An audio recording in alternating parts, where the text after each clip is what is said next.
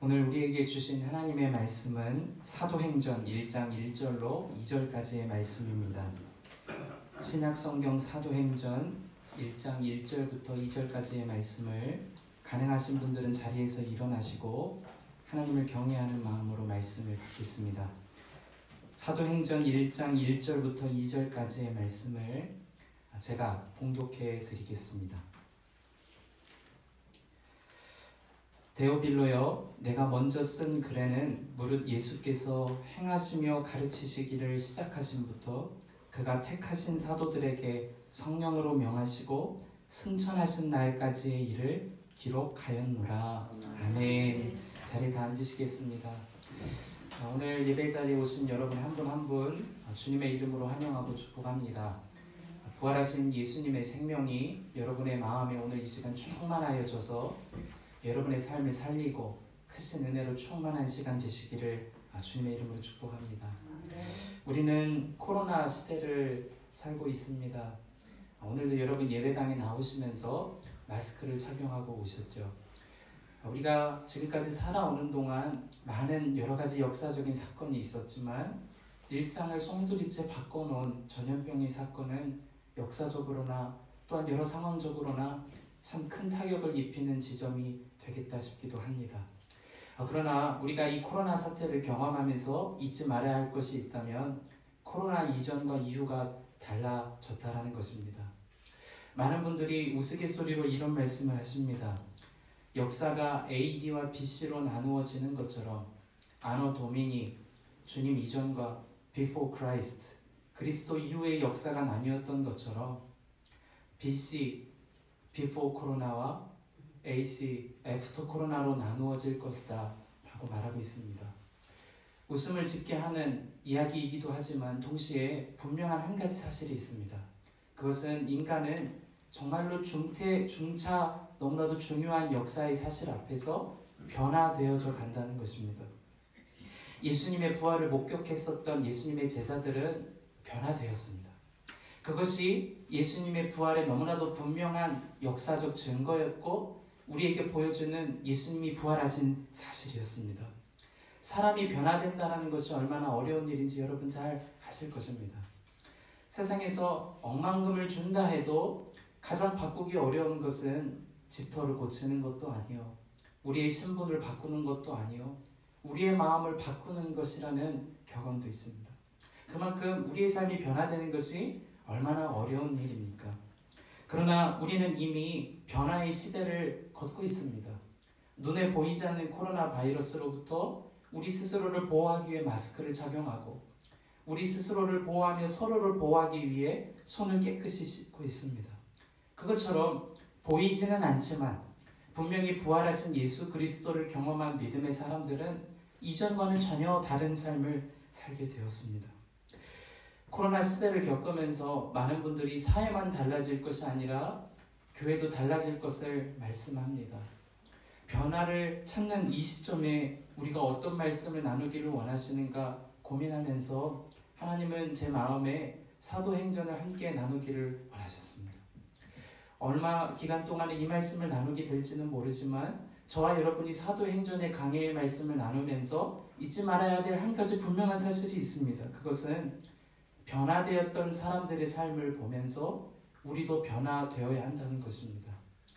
부활 이전의 삶과 이후의 삶이 달랐듯 예수 그리스도를 영접한 이전의 삶과 이후의 삶이 달랐듯 오늘의 삶에 진정한 변화가 일어나기를 주님은 원하시는 것입니다.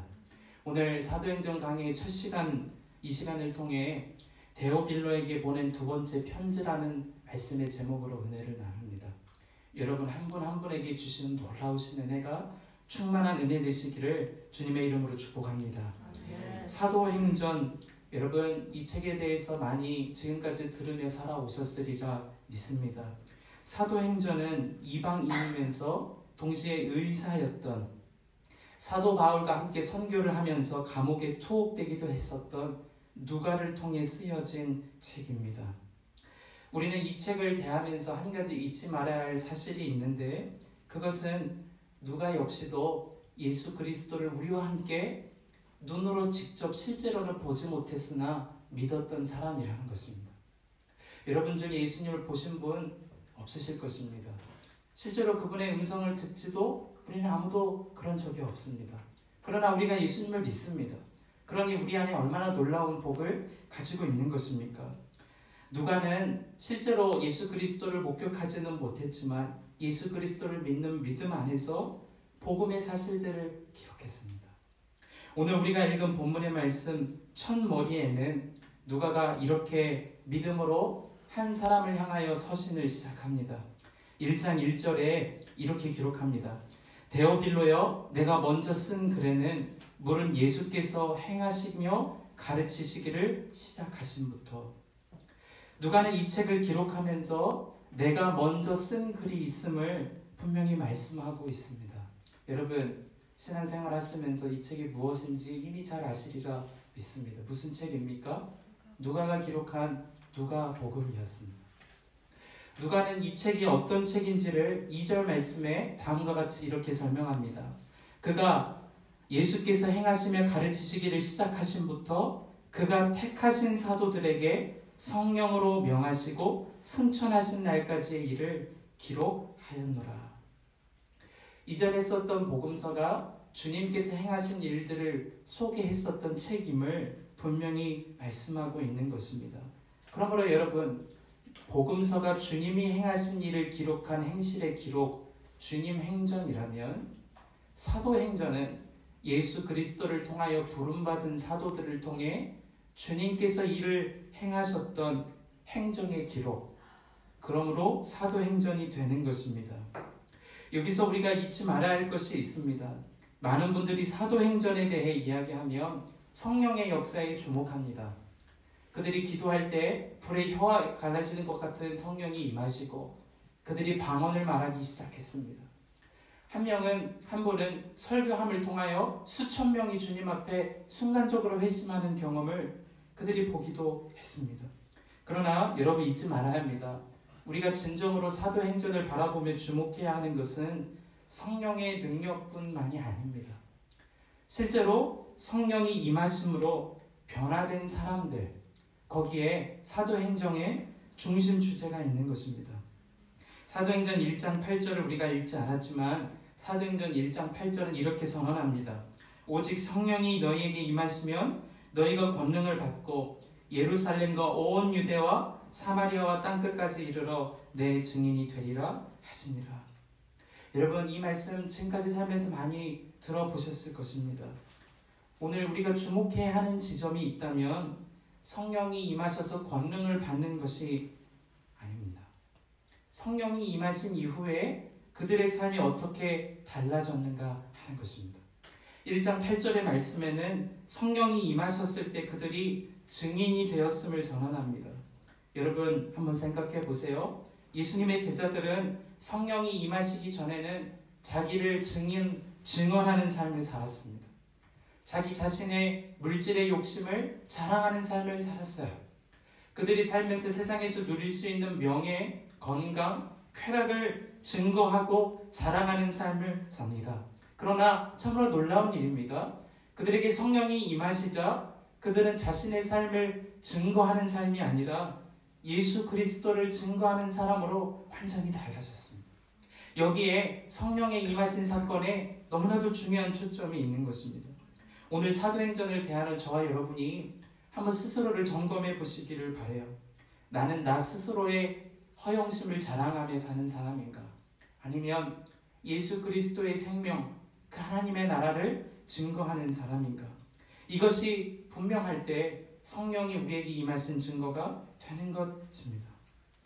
우리가 잘 알듯 사도행전에는 다양한 이야기가 함께 소개되어집니다. 그런데 가장 큰 증거 중의 증거는 예수 그리스도를 믿는 사람들을 거침없이 박해했었던 사울이라는 청년이 도리어 예수 그리스도를 거침없이 증거하는 사람으로 변화되었다는 것입니다.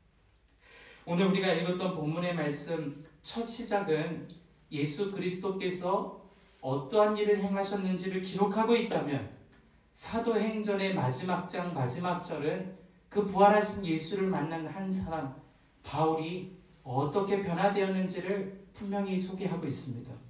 제가 1장 1절을 다시 한번 읽어드린 이후에 마지막 장 마지막 절을 읽어드립니다.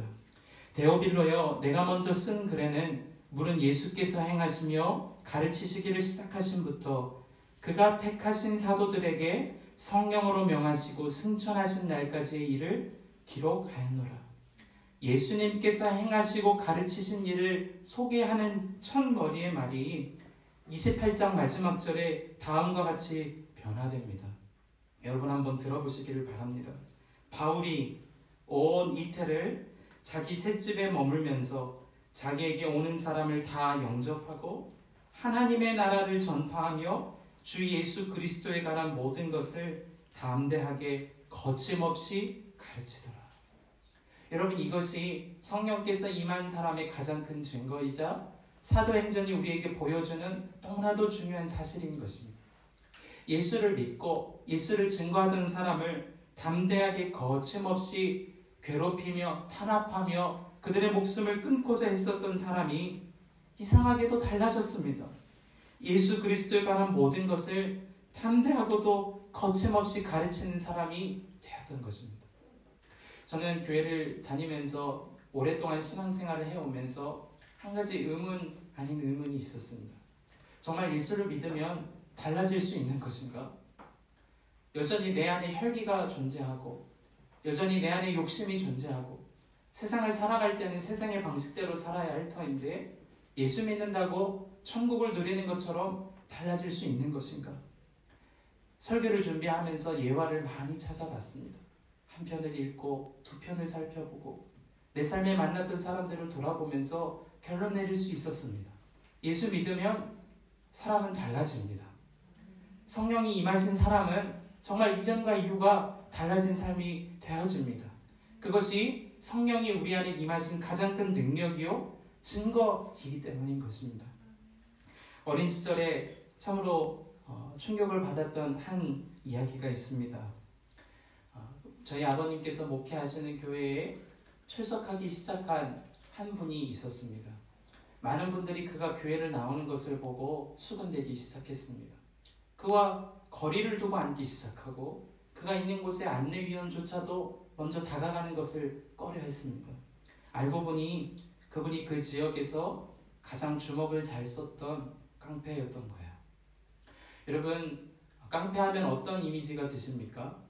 체격이 우람하고 힘을 가장 잘 쓰게 생겼고 얼굴에 흉터도 좀 있고 용문신도 있을 법한 사람을 생각하실 것입니다. 그러나 정말 왜소하고 정말 키가 작고 그리고 힘 쓰지 못할 것만 같은데 눈매가 상당히 매서운 것을 보게 되었습니다. 그가 예배당에 나오기까지의 많은 스토리가 있었습니다. 먼저는 교회로 먼저 출석하기 이전에 목사님에게 전화를 걸어온 것입니다. 목사님, 나 좀 만나 주십시오. 두려운 마음이 목사님 안에 없었을까요?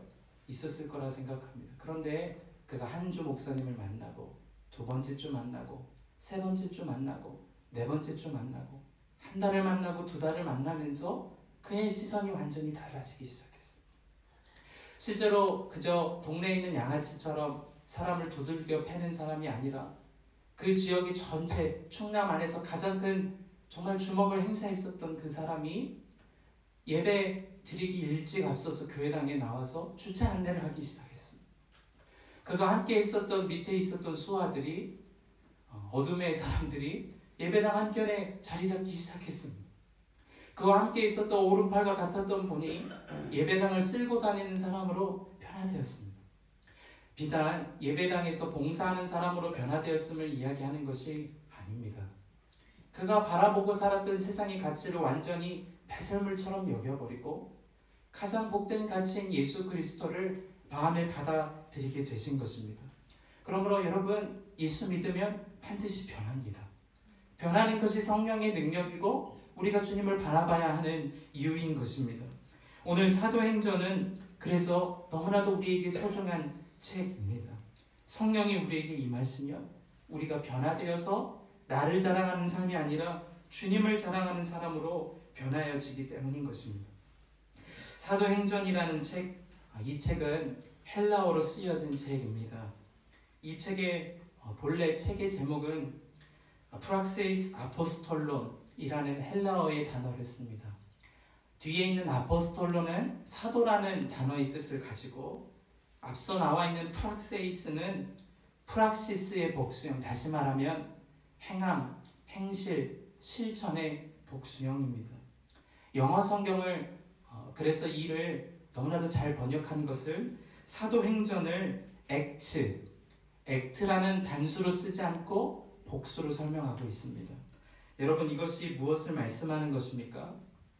예수 믿고 한 번 감동받아서 한 번 선한 일을 기록하는 것이 아니라 성령이 그에게 임하셔서 변화된 삶의 일상의 순간순간의 실천을 기록한 것이 사도행전이라는 이야기입니다. 사랑하는 성도 여러분, 우린 교회 예배당에 와서 은혜를 한 번 받으면 한 번 정도 다르게 살기 위한 노력을 할지 모르겠습니다. 그러나 잊지 말아야 합니다. 주님의 변화되었던 사람들, 부활하신 예수 그리스도를 목격했거나 목격하지 않았어도 달라진 사람들은 일상의 작은 순간순간 하나까지도 실천하는 사람으로 달라졌었다는 것입니다. 이것이 우리가 예수 그리스도를 믿는 능력이 되어야 하며 삶의 열매가 되어야 하는 것입니다. 그렇다면 이 변화를 위한 놀라운 초대를 누구에게 보낸 것일까요? 성경은 우리에게 한 가지 힌트를 주고 있어요. 1장 1절에 이 책의 수신자를 소개하고 있습니다. 데오빌로여, 내가 먼저 쓴 글에는. 이 책의 수신자가 누구이죠? 데오빌로입니다. 누가복음의 1장에 살펴보면 이 사도행전을 기록했었던 누가는 데오빌로를 향하여 각하라는 존칭을 쓰고 있습니다. 그런데 사도행전에서는 각하라는 이름을 쓰지 않고 데오빌로라는 이름을 쓰고 있습니다. 이것이 무엇을 의미하는 것입니까? 누가복음을 처음 받았을 때에는 처음 믿음의 걸음을 걸었었던 사람이었지만 이제 두 번째 편지를 받았던 그는 예수를 영접하고 신앙인의 무리에 들어와서 성도가 되었음을 의미하는 것입니다. 사랑하는 성도 여러분, 우리는 예수 믿고 살아온 지가 이미 오랜 세월이 되었습니다. 그런데 혹시 여러분 안에도 변화되지 않는 것이 있다면 무엇이 문제인 것입니까? 데오빌로는 로마의 고위직 관리로 살아왔음을 보게 됩니다. 황제를 섬겼었던 사람이었고 그가 각하라는 존칭을 받으며 사회 질서 속에서 안락함을 누렸었던 사람이었을 것입니다.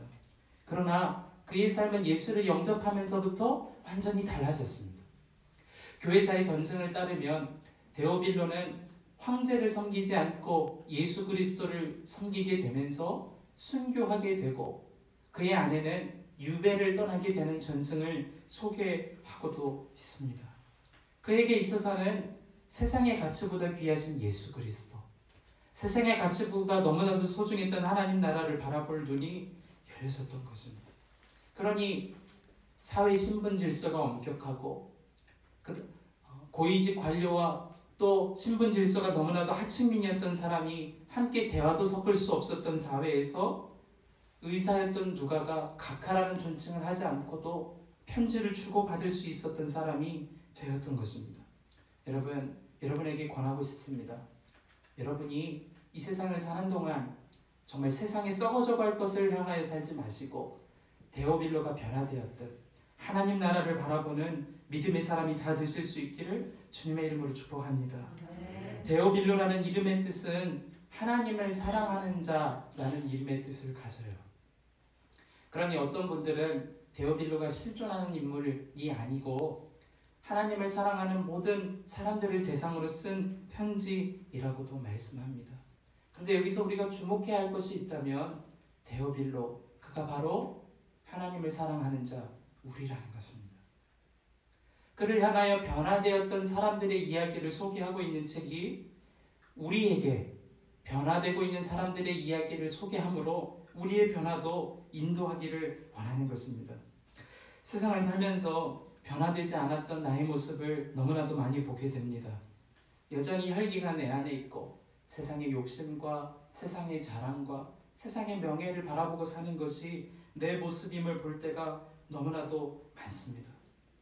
교회에서 신앙생활하면서 직분을 갖고 말씀을 가르치는 삶을 살지만 실제로 행함이 없는 나의 모습을 보면서 안타까운 마음을 가지기도 합니다. 그런데 누가는 하나님을 사랑하는 성도들을 향해 편지를 쓰면서 우리가 바라봐야 할 주님이 어떤 일을 행하셨는지를 너무나도 상세하게 기록하고 있습니다. 제가 1절의 말씀을 다시 한번 읽어드립니다. 데오빌로여, 내가 먼저 쓴 글에는 무릇 예수께서 행하시며 가르치시기를 시작하신부터. 우리가 따라야 하는 주님은 가르치기만 하셨던 분이 아니었다는 것입니다. 우리가 바라보고 사는 예수 그리스도는 자신의 영화를 위해서 열심히 신앙 종교 생활을 했었던 열심당원처럼 행함만 있던 분도 아니었다는 것입니다. 참 하나님이셨던 그분은 말씀하신 대로 행하셨고 행하신 대로 다시 가르치셨던 진정한 참 하나님이셨습니다. 그분이 어떻게 사셨습니까? 말씀으로만 서로를 사랑하라. 말씀으로만 죄인을 위하여, 친구를 위하여 죽는 것이 용기 있다 하시지 않았습니다. 실제로 그가 죄인임의 친구된 우리를 위하여 죽으심으로 그의 가르침을 행함으로 보여주셨습니다. 자신을 배반했던 베드로를 사랑해 주셨고 자신을 보고는 보지 않고는 믿지 않겠다라고 했었던 도마에게 자신의 환부를 그대로 보여주시는 사랑을 보여주셨습니다. 그는 행함과 가르치심이 동일하셨던 참 하나님이셨습니다. 오늘날 교회에서 신앙생활하는 분들의 모습을 봅니다. 우리는 가르치기를 참 잘 받습니다. 교회라는 이름의 뜻이 언제부턴가 가르칠 교자, 모임 회자가 되어서 가르치고 가르침을 받는 것에서 그칠 때가 참 너무도 많습니다. 그러나 여러분 아셔야 합니다. 주님께서 우리에게 보이셨던 본은 가르치심과 동시에 행하셨고 행하심과 동시에 가르치시는 삶을 사셨다라는 것입니다. 그것이 초대교회 성도들에게 생명이었습니다. 그냥 스스로 성경의 가르침을 듣고 지식을 채우고 마음의 만족을 누리고 설교의 감동을 받고 거기서 그치는 것이 아니라 가르침을 받았다면 행동하는 사람들, 그것이 초대교회의 참 생명이었습니다. 초대교회의 교회의 헬라어의 뜻은 에클레시아라는 단어를 썼습니다. 여러분 이 단어 참으로 많이 들어보셨을 것입니다. 부름받은 공동체로서의 에클레시아는 사실은 당시에 너무나도 흔한 하나의 동아리와 같은 모임, 그 뜻이 바로 에클레시아였습니다. 교회만 에클레시아라고 불렀던 것이 아니라 특별한 모임, 규칙을 가지고 있었던 모임이라면 에클레시아라고 불렀던 것이 그때 당시였습니다. 그런데 예수님이 부활하신 이후에 로마 사회의 사람들이 소란하기 시작합니다. 저 에클레시아는 뭐가 저렇게도 독특한가?